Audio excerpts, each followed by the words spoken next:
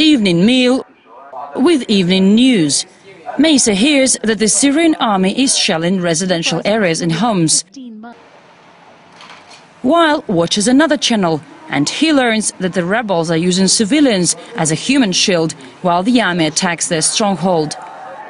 When dinner is over, the two neighbors from Damascus will be left with completely different versions of what's going on in their country and who's responsible.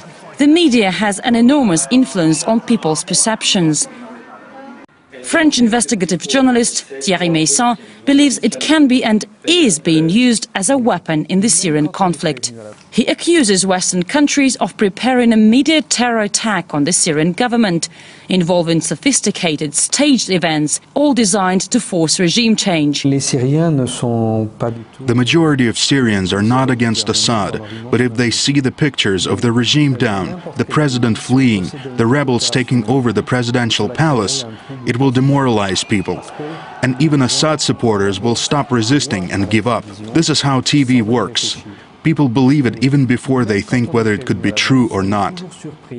In another Arab Spring country, Libya, Thierry believes that Qatar-based channel Al Jazeera broadcast pictures from Tripoli's central Green Square showing rebels celebrating the regime's fall days before they actually entered the city, a move he claims helped the rebels to advance after weakening Gaddafi's followers.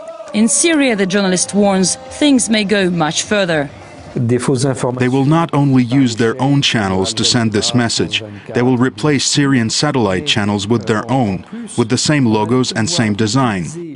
While such concerns may be dismissed as paranoia, officials in Damascus are taking any threat to Syria's information service seriously. This decision is a political decision that violates international law. It's aimed at covering the truth about what is going on in Syria, create the reality they need. It threatens national security. Rafik Lotf, another investigative journalist from Damascus, has spent the last 10 months exposing what he thinks is proof of foreign media meddling in Syrian events. International media discredited themselves already. There have been too many cases proving their interest. Biased. No one believes them. People used to, but no longer trust.